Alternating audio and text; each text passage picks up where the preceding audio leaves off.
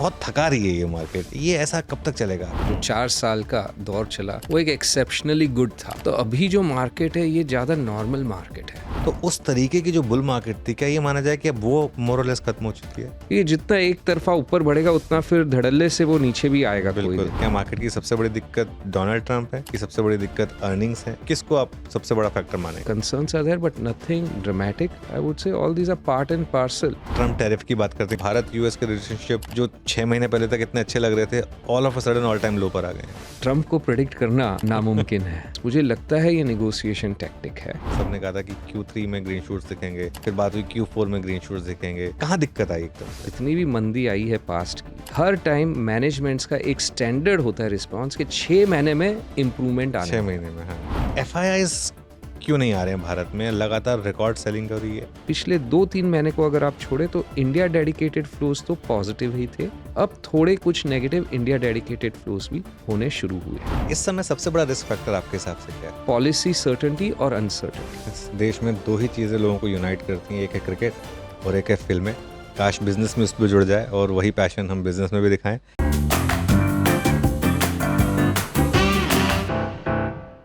Get rich के एक और स्पेशल एपिसोड में आप सभी का स्वागत है और आज मेरे मेहमान एक बहुत ही खास शख्स हैं। जी हाँ, भारत के सबसे बड़े फंड मैनेजर्स में से एक, शायद सबसे बड़े फंड मैनेजर भी उन्हें कहा जाए तो गलत नहीं होगा।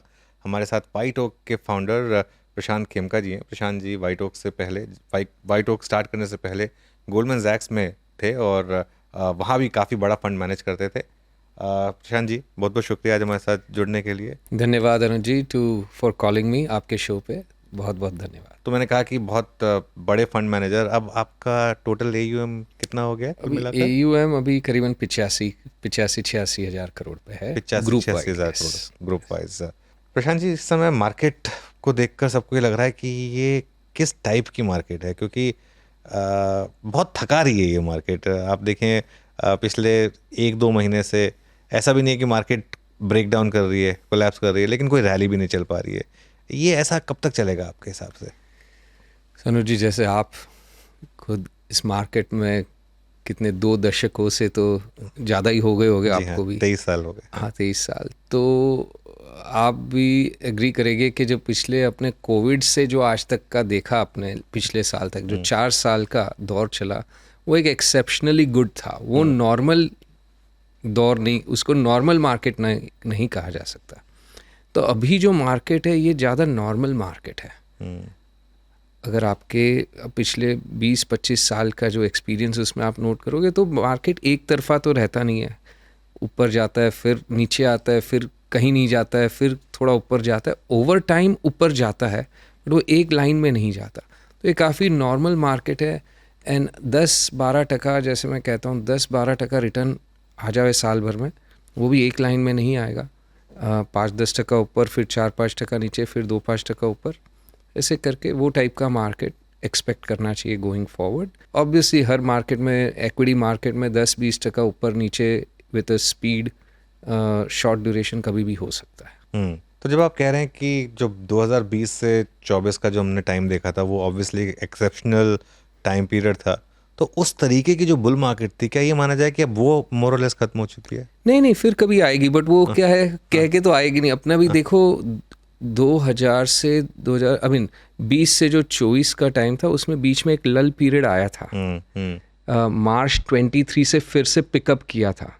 तो आई थिंक लेट 21, अगर आई एम नॉट मिस्टेकन, तो लेट 21 से मार्च 23 तक कुछ खास पैसा नहीं बना था। लोग फिर नाराज़ हो गए थे। फरवरी मार्च 2023 में लोग काफ़ी नाराज़ थे कि साल भर से कुछ पैसा नहीं बना है। और फिर जो 23 से फिर से तेज़ी पकड़ी, या तो मेरे कहने का मतलब 20 से अभी तक कोई एक क्राइसिस जैसा माहौल नहीं हुआ है कभी, और होपफुली ना हो एनी टाइम सून। और उसके लिए ये मार्केट की तंदुरुस्ती के लिए भी अच्छे, लॉन्ग टर्म सेहत के लिए भी अच्छा है कि ये जितना एक तरफा ऊपर बढ़ेगा उतना फिर धड़ल्ले से वो नीचे भी आएगा कोई दिन। हाँ। तो अगर स्टेडीली आवे, थोड़ा नीचे हो फिर ऊपर हो, थोड़ा नीचे हो, वैसे बढ़ता रहे तो एक स्ट्रेस कम होता है। तो इस समय मार्केट की आपके हिसाब से सबसे बड़ी दिक्कत क्या है? क्या मार्केट की सबसे बड़ी दिक्कत डोनाल्ड ट्रंप है, या मार्केट की सबसे बड़ी दिक्कत अर्निंग्स है, या मार्केट के स्टार्टिंग वैल्यूएशन पॉइंट, मतलब इस समय अगर पिन पॉइंट करना हो तो किसको आप सबसे बड़ा फैक्टर मानेंगे? देखिए, मार्केट में हर टाइम फैक्टर्स तो रहते ही है। अभी सैकड़ों फैक्टर्स है मार्केट में एक्चुअली। ऑब्वियसली कई थोड़े ज़्यादा इंपॉर्टेंट है, कई ज़्यादा टाइमली है। आज की तारीख में ट्रम्प के टैरिफ्स थोड़े ज़्यादा टाइमली है, बट फैक्टर्स तो हमेशा ही मार्केट में रहते हैं।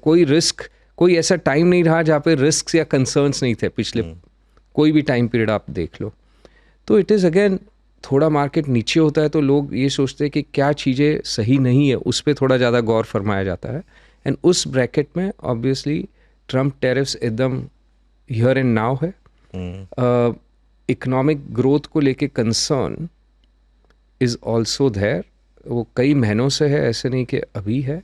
और उसका जो कॉरपोरेट अर्निंग्स पे इम्पैक्ट हो रहा है, कंजम्पशन काफ़ी टाइम से स्लो चल रहा है, तो कंजम्पशन कंपनीज थोड़ा स्लोअर अर्निंग्स ग्रोथ डिलीवर कर रही है। ऑफ लेट फाइनेंशियल कंपनीज में भी आपने देखा है कि क्रेडिट डिस्पर्सल्स थोड़े स्लो हुए हैं, थोड़े एनपीएल्स कई सेगमेंट्स में बढ़े हैं।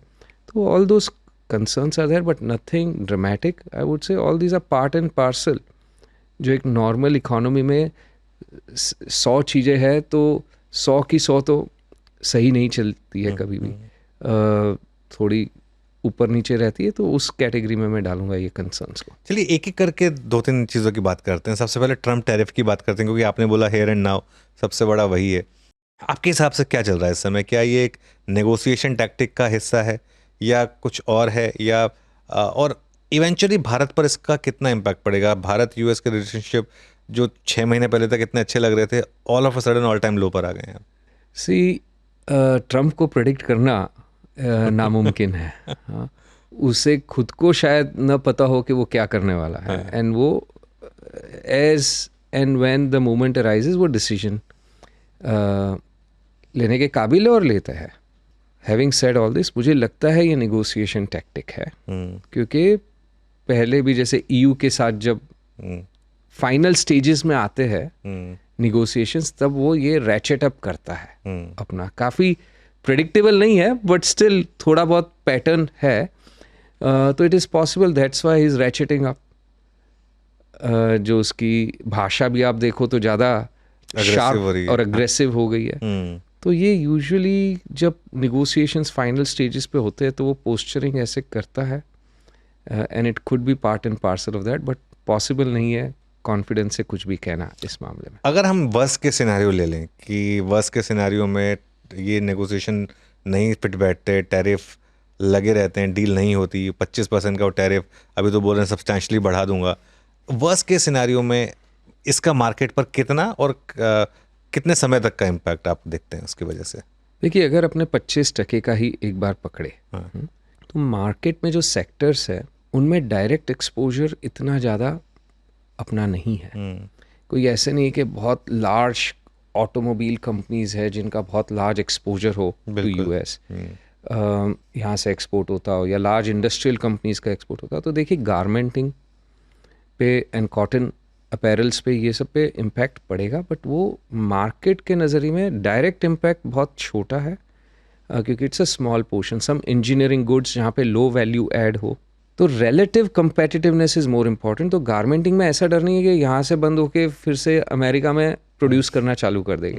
इट इज़ जस्ट कि अपने जो क्लोज कंपेटिटर्स हैं उन सब का, हाँ, वियतनाम, बांग्लादेश, पाकिस्तान, टर्की, ये सब के अपने से 5-10% कम है। अब ये इतना टाइटली कंपेटिटिव मार्केट के 5-10% भी काफ़ी मायने रख सकता है। तो उसका डायरेक्ट इम्पैक्ट वो होगा। अभी इनडायरेक्ट इम्पैक्ट क्या होगा, इट ऑल्सो डिपेंड्स ऑन अपनी सरकार क्या फिर काउंटर मेजर्स लेती है to support these industries if they do take such measures या नहीं। दूसरा, जिस सेक्टर में अगर कैपेक्स हाई हो एंड लेबर कंपोनेंट बहुत लो हो, तो उस सेक्टर में हो सकता है थोड़ा शिफ्ट बैक टू यूएस हो, not to competing nations but to US.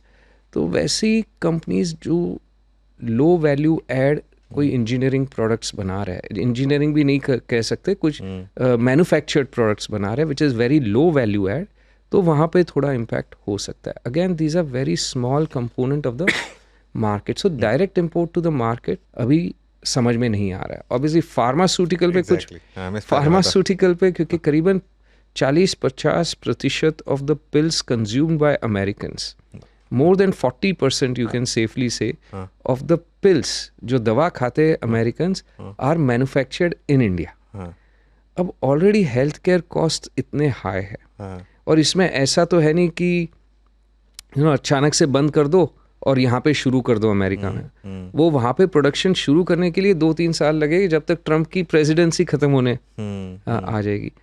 तो वो देखने लायक रहेगा। जो इंक्रीज करेंगे टैरिफ्स, मेरे हिसाब से वो पास थ्रू होना इजी है इन केस ऑफ फार्मा, क्योंकि कोई ऑल्टरनेटिव इतने बट खास नहीं 250% है। ड्रग प्राइसेस अगर बढ़ जाएंगे तो फिर वो यूएस के लिए भी बहुत नेक्स्ट इम्पॉसिबल हो जाएगा। बहुत डिफिकल्ट होगा। इसलिए मुझे वो तो पोस्चरिंग लग रही है कि इतना कोई छोटी मोटी मात्रा नहीं है। 40% से ज़्यादा जो पिल्स कंज्यूम कर रहे हैं वो इंडिया प्रोड्यूस्ड है, और उन सब का अगर 250% से जैकअप करते प्राइस, तो obviously retail prices are not directly impacted. जो मार्जिन होगा उस पर 250% नहीं जाएगा, बट फिर भी 250% इंडियन प्रोड्यूस पे करेंगे तो उस पर 150 के करीबन तो प्राइसेस वहाँ पे बढ़ जाएंगे। तो 2.5 गुना प्राइसेस, आई डोंट थिंक इतना पॉलिटिकल हिट पार्टी या ट्रम्प लेने की रिस्क लेंगे। आईटी पे कुछ प्रॉब्लम लगती है आपको, क्योंकि वो भी काफी गिर रहा है सेक्टर। सी आईटी में टैरिफ की वजह से तो कोई लग रही नहीं, किसी ने अभी तक कहा नहीं, क्योंकि एक बार सर्विसेज की तरफ आप अगर टैरिफ लगाने जाओगे तो फिर वहाँ पे तो सर्विसेज में तो सरप्लस है यूएस का, तो उस पर भी काफ़ी नेगेटिव रिपरकशंस आएगा। तो आईटी में टैरिफ्स रिलेटेड कोई इश्यूज नहीं है। आईटी के खुद के इश्यूज है which they are also grappling with slow down, particularly large cap IT, because of the demand, ये अनसर्टनिटी, टैरिफ रिलेटेड अनसर्टनिटी और economy related uncertainty, and to some degree AI का early disruption in some segments, particularly technology vertical, उन सब के चलते थोड़ा IT में demand soft है, in large cap IT in particular. हालांकि some of the mid cap IT companies ने काफ़ी अच्छी तरह इस माहौल को लेवरेज किया है to gain market share during this time period. तो आप आईटी में इस समय क्या व्यू रख रहे हैं? आप इंक्रीमेंटली इन्वेस्ट कर रहे हैं इन इस गिरावट में, या अभी थोड़ा सा स्टे क्लियर? सो अगर टेक्नोलॉजी ओवरऑल बात करें, हालांकि ये दोनों बहुत ही अलग है, तो न्यू एज टेक्नोलॉजी जिन स्टॉक्स जो कह सकते हैं, उनमें आज की तारीख में ज़्यादा इन्वेस्टमेंट है rather than the traditional IT. पर ट्रेडिशनल आईटी में भी मिड कैप आईटी में ज़्यादा निवेश है हमारा टीम का, लार्ज कैप आईटी में हार्डली कुछ इन्वेस्टेड है। ओके, अब आते हैं हम जो दूसरा मार्केट की, जिसे कहते हैं कि एक्लियस हील बनी हुई थी, वो अर्निंग्स की पिक्चर। लगातार गोल पोस्ट शिफ्ट हो रहा था। मैं सब एक्सपर्ट से बात कर रहा था, सबने कहा था कि Q3 में ग्रीन शूट्स दिखेंगे, फिर बात हुई Q4 में ग्रीन शूट्स दिखेंगे, फिर Q1 तक आ गया वो मामला। अब Q1 में भी कह रहे हैं कि नहीं, अब अगला क्वार्टर अच्छा होगा, वो इस बार जो वो फेस्टिव सीजन है वो थोड़ा पिकअप Q3 करेगा। अच्छा होगा। हाँ, Q2 Q3 अच्छा होगा। तो ये क्या हो रहा है, और ये ऐसा क्यों हो रहा है? मतलब एकदम से कहाँ दिक्कत आई एकदम से? देखिए, दरअसल जैसे कि आपको भी पता है, पास्ट में भी किसी को कोई अंदेशा होता नहीं है। ये एक होप होता है, और या फिर जो सब कह रहे हैं वही लोग दोहरा रहे होते हैं। हर टाइम मैंने तो देखा है, जितनी भी मंदी आई है पास्ट की, हर टाइम मैनेजमेंट्स का एक स्टैंडर्ड होता है रिस्पांस कि 6 महीने में इम्प्रूवमेंट आने 6 महीने में। हाँ, क्योंकि 3 महीने बहुत जल्दी लगता है उनको, क्योंकि 3 महीने में फिर लोग पूछ लेंगे, और 6 महीने से ज़्यादा जाएगा तो लोगों को बहुत दूर लगेगा। तो सबका एक स्टैंडर्ड रिस्पांस हो गया है। एनालिस्ट्स हो अभी, क्योंकि सब आपस में ही बात कर रहे हैं ना, कहाँ से शुरू होता है वो पता नहीं, बट वो फिर ऐसे एक फैल जाता है, एक सेल्फ रीअश्योरिंग अजम्पशन के 6 महीने में सब ठीक हो जाएगा। और 6 महीने में कुछ ना कुछ तो होगा। ये जैसे कभी फेस्टिव सीजन आ गया, कभी कुछ और आ गया, कभी मॉनसून आ गया, तो उसके चलते अभी लोगों का ये अंदेशा है कि 6 महीने में इम्प्रूवमेंट आएगा। एंड सब ये काउंट कर रहे हैं कि मॉनसून ठीक चला जाए तो फेस्टिव सीजन अच्छा होगा और उसके वजह से इम्प्रूवमेंट आएगा। बट अदरवाइज इसका कोई basis, fundamental basis I don't think कि किसी ने एक्सप्लेन करने का ट्राई भी किया है कि क्यों 6 महीने में कंपनीज के नंबर्स इम्प्रूव हो जाएंगे।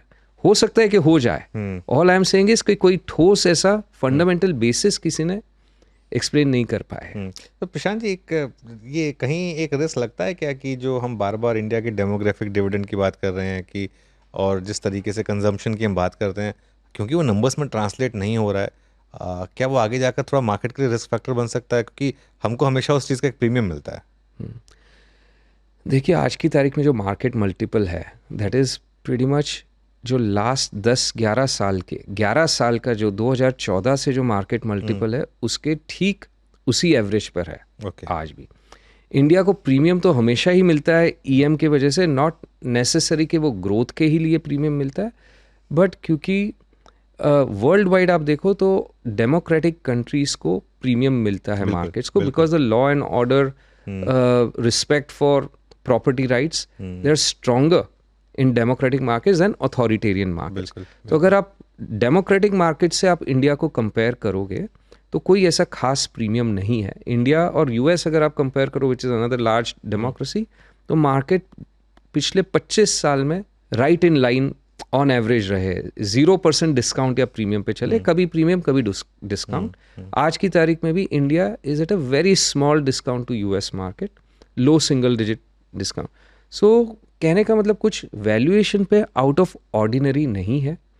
अर्निंग्स ग्रोथ हमारे हिसाब से looking forward low double digit earnings growth is a reasonable expectation. 10 से 11% earnings growth which is more और less in line with nominal GDP growth. आप अगर 6% real GDP growth rate, 4-4.5% GDP deflator लगा लो, तो वही 10-10.5%, 10.25% का आपका नॉमिनल जीडीपी ग्रोथ आएगा। उससे 4-8 आना ऊपर इज़ अ रीजनेबल एक्सपेक्टेशन, ऊपर नीचे जैसे भी reasonable expectation for nominal earnings growth और earnings growth of corporates which is obviously nominal. अच्छा, आप क्योंकि काफ़ी क्लोज रहे हैं इस पूरे मामले से, ये एफआईआईज क्यों नहीं आ रहे हैं भारत में? लगातार रिकॉर्ड सेलिंग हो रही है, और एफएनओ में भी अगर आप देखें तो उनकी पोजीशन जो है वो लगातार शॉर्ट कर रहे हैं। मार्केट ऊपर जाए नीचे आए, और एक हम अजम्पशन लेके चलते हैं अगले दिन सुबह कि एफआईआई ने तो बेचा ही होगा, और वो निकलता भी है। क्या हमारी मार्केट से मोह भंग हुआ है? क्या रिटर्न्स नहीं मिल रहे, ये एक लौता कारण है? क्या एफआईआईज के ऊपर जो टैक्स लगा वो कारण था? क्या रीज़न था कि जिस तरीके से हमने एक आदत देखी हुई थी कि हमारी मार्केट में लॉन्ग टर्म एफआईआईज की हमेशा इन्वेस्टमेंट होती थी, लगातार 3,000 करोड़ 4,000 करोड़ रोज का अब सेल नंबर बन गया है यहाँ पर? देखिए एक बहुत महत्वपूर्ण एस्पेक्ट नोट करना चाहिए कि जो एफआईआईज का ग्लोबली इन्वेस्टमेंट है इंडिया में, उसमें 75% से चलिए 70 से 80% जो निवेश है वो इंडिया डेडिकेटेड फंड्स के थ्रू नहीं आ रहा है, बट वो इमर्जिंग मार्केट फंड या कोई ग्लोबल मल्टी रीजनल फंड के तहत आ रहा है। ओके। तो अभी इमर्जिंग मार्केट से ही बहुत अगर आउटफ्लो हो रहा हो तो लोग इंडिया के प्रति नेगेटिव नहीं है, बट लेट्स से यूएस के प्रति आकर्षित है, पॉजिटिव है, या किसी और कारण में, जो कि केस था टिल 3-4 महीने पहले तक सारा पैसा यूएस की तरफ ही जा रहा था। तो उसके चलते अगर उन लोगों का रुख इमर्जिंग मार्केट के तरफ नेगेटिव है, तो वो इमर्जिंग मार्केट से मैसिव आउटफ्लोस हुए लास्ट 2-3 सालों में, और उसका करीबन 15-20% की जो मात्रा है इमर्जिंग मार्केट इंडेक्स में वो इंडिया की है। भारत का, हाँ। तो ऑटोमेटिकली ऑलमोस्ट अगर $100 billion over last 2-3-4 years emerging market से आउटफ्लो हुआ है, तो 15-20 बिलियन डॉलर भारत से ऑटोमेटिकली आप समझिए डिफॉल्ट ही है वो निकलना। तो अगर इंडिया डेडिकेटेड फंड में इनफ्लो आ रहा है पर इमर्जिंग मार्केट में आउटफ्लो आ रहा है, बट इमर्जिंग मार्केट का आउटफ्लो बड़ा है, तो ऐसे लगेगा कि इंडिया से आउटफ्लो हो रहा है और लोग इन्वेस्टर्स इंडिया के प्रति नेगेटिव है। यस, जो टैक्स, कैपिटल गेन्स टैक्स है और जो इकोनॉमी है, ये सब का थोड़ा नेगेटिव इफेक्ट एटलीस्ट एक पॉइंट ऑफ डिस्कशन बन जाता है वो, जब इंडिया में इन्वेस्टमेंट अपॉर्चुनिटी डिस्कस करते हैं तभी। बट स्टिल मैं कहूँगा अभी पिछले 2-3 महीने को अगर आप छोड़े तो इंडिया डेडिकेटेड फ्लोज तो पॉजिटिव ही थे, अब थोड़े कुछ नेगेटिव इंडिया डेडिकेटेड फ्लोज भी होने शुरू हुए हैं। ओके प्रशांत जी, फिर आप इस समय पैसा, जो इतना पैसा मैनेज करते हैं, आप इंक्रीमेंटली पैसा कहाँ पर लगा रहे हैं? क्या कैश रेज कर रहे हैं या फुल्ली इन्वेस्टेड हैं? और कहाँ आपने रिसेंटली थोड़ा सा एलोकेशन बढ़ाया है अपना? सो हम हमेशा फुल्ली इन्वेस्टेड मोर और लेस रहते हैं, 99% के आसपास इन्वेस्टेड रहते हैं। कहाँ पे ऑफ लेट लगाया है? देखिए स्ट्रक्चरली हमारा जो है जहाँ पे अल्फ़ा अपॉर्चुनिटीज़ ज़्यादा दिखती है वहाँ पे लगाते हैं, नॉट के टॉप डाउन व्यू नहीं रहता है कि फाइनेंशियल्स अच्छा करेगा या आईटी अच्छा करेगा। वैसे पैसा हमारे हिसाब से कभी बनता नहीं है। ओके। तो बॉटम अप जहाँ पे अपॉर्चुनिटीज़ मिलती है, तो बॉटम अप अपॉर्चुनिटीज़ वहाँ हमको हमेशा से ये 4-5 सेक्टर में ज़्यादा मिलती है, क्योंकि वहाँ पर बहुत हीट्रोजनस यानी अलग अलग भिन्न भिन्न किस्म के बिजनेस मॉडल्स है, और small cap, mid cap, large cap हर एक टाइप की कंपनीज है, और large number of small and mid caps है। तो चुनने के लिए ज़्यादा सिलेक्टिव होने के लिए मौका मिलता है। तो एक तो हेल्थ केयर जो है, दूसरा कहूँगा मैं financial services, okay. Technology, both new age as well as traditional IT में काफ़ी mid cap small cap companies को इवेल्युएट करने का अवसर मिलता है। सिलेक्टिवली इंडस्ट्रियल्स सेक्टर में, और कंजम्पशन। तो ये 4-5 सेक्टर में जो है हमेशा अपॉर्चुनिटीज़ की कभी शॉर्टेज नहीं होती। ऐसे नहीं कि दूसरे सेक्टर्स में हम लोग इन्वेस्ट नहीं किए हुए हैं, टेलीकॉम में भी इन्वेस्टमेंट है, रियल एस्टेट में भी इन्वेस्टमेंट है, बट अगर आप नंबर ऑफ कंपनीज देखो या मात्रा देखो पोर्टफोलियो का कहाँ ज़्यादा रहता है, तो ये 4-5 सेक्टर में यूजुअली ज़्यादा निवेश रहता है। इस मार्केट में आपको सबसे बड़ा रिस्क फैक्टर यहाँ से क्या दिखता है? आपने बोला कि हम मीडियन वैल्यूएशन पर आ गए हैं मोर और लेस। मार्केट ने एक साल में ज़ीरो रिटर्न दिया है। अगर आप देखें निफ्टी का point two point zero return है। ऑब्वियसली अगर आप 10 साल का रिटर्न देखेंगे तो ठीक ठाक रिटर्न रहा होगा। इस समय सबसे बड़ा रिस्क फैक्टर आपके हिसाब से क्या है? कि सबसे बड़ा रिस्क फैक्टर जो कि अपसाइड भी हो सकता है, डाउन साइड भी हो सकता है, तो इम्प्रूव करने का भी वहाँ पे और एक मौका भी है। ये टैरिफ के चलते ही समझो अपने उसको उसी के बहाने से समझो लागू कर देगा। तो इस पॉलिसी सर्टेनिटी और अनसर्टेनिटी पिछले कई सालों से एक पॉलिसी सर्टेनिटी रही है।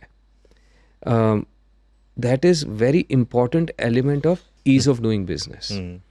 अब वो ईज़ ऑफ डूइंग बिजनेस पहले तो पब्लिक करती थी, वर्ल्ड बैंक, तो वो इंडेक्स पब्लिश होता था। अभी 2020 से आई थिंक पब्लिश होना बंद हो गया। तो लास्ट जो थी हमारी 63 की 62वीं कोई रैंक पे थी। अभी और इम्प्रूव हुई होगी पिछले 5 सालों में, बट सर्टनली नंबर 1 नंबर 2 नहीं हुए हैं। उसमें टाइम लगेगा। उसमें टाइम, बट उसमें जितनी तेज़ी से अपने उस तरफ, अभी क्रिकेट में तो अभी इंग्लैंड के विरुद्ध अपना टेस्ट मैच ड्रॉ हुआ तो सबको बहुत बहुत बहुत खुशी हुई। हाँ, तो इंग्लैंड क्रिकेट में अपने को दूसरा स्तर भी मंजूर नहीं है। राइट, ऑलमोस्ट उसी माइंडसेट से अपने को ईज ऑफ डूइंग बिजनेस आगे बढ़ाना और तेज़ी से बढ़ाना का अगर अपने ध्यान रखें तो मार्केट में आज भी बहुत अपसाइड है, क्योंकि key element of that would be policy certainty and otherwise a more conducive business environment. तो वो एक मेजर अपसाइड पोटेंशियल हो सकता है।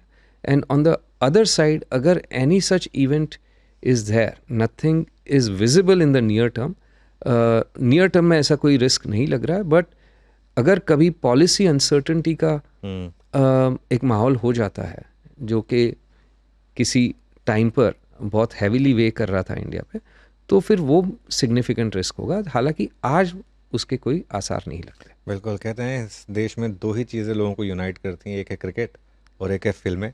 काश बिजनेस में उस पर जुड़ जाए और वही पैशन हम बिजनेस में भी दिखाएं। इसी नोट पर इस शो को एंड करेंगे। Prashant ji, thank you so much आज हमारे साथ जुड़ने के लिए। धन्यवाद। अच्छा लगा आपसे बात करके। बहुत बहुत धन्यवाद अनुज जी।